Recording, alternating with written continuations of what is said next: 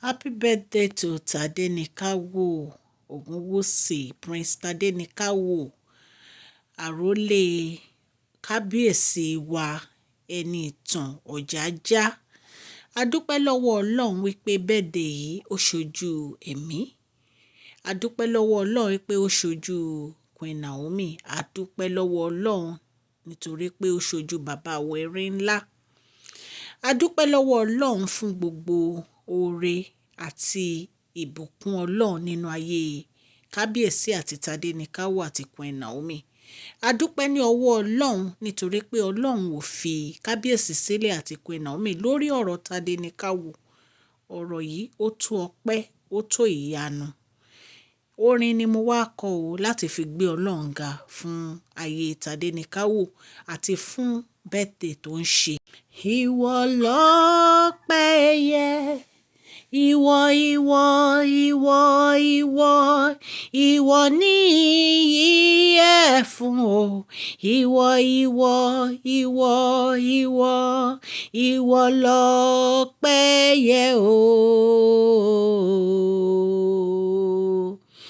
Ọlọ́run ayọ̀, Ọlọ́run ayọ̀, kò má sọ́ba bí rẹ̀ láyé láyé láyé láyé, kò má sọ́ba bí Jésù o láyé láyé láyé láyé, ìwọ lọ́pẹ́ yẹ o. Ọlọ́run ayọ̀. Mo dúpẹ́ lọ́wọ́ Ọlọ́run fún Tadenikawo. Ẹ̀mí Tadenikawo, Prince Tadenikawo á ṣe púpọ̀ ọdún láyé. Ní agbára Ọlọ́run, ò ní kú rèwerèwe o.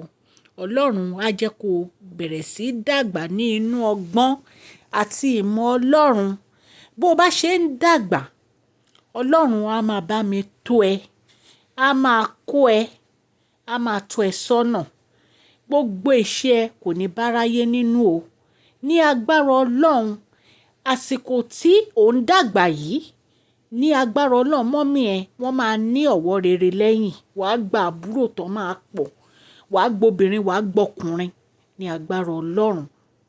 Ọlọ́run á fún ẹ ní more blessing. Ó máa bá mi fún ẹ ní wisdom, knowledge àti understanding. Wàá continue láti grow in God's love. Happy birthday to you, Prince Tadenikawo.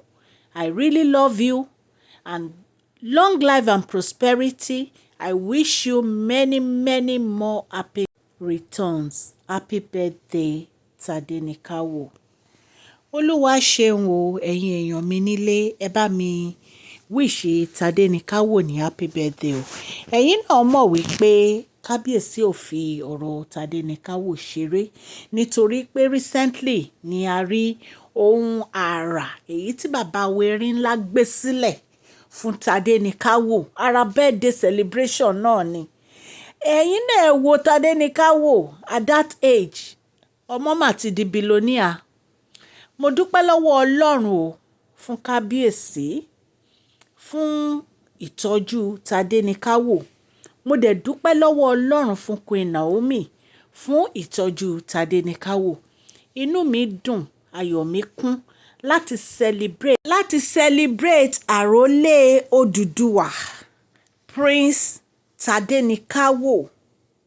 Ẹ̀mí ẹ̀ á ṣe púpọ̀ ọdún láyé o. A dúpẹ́ lọ́wọ́ Ọlọ́run, a dẹ̀ dúpẹ́ lọ́wọ́ kábíyèsí, a dẹ̀ dúpẹ́ lọ́wọ́ Queen Naomi.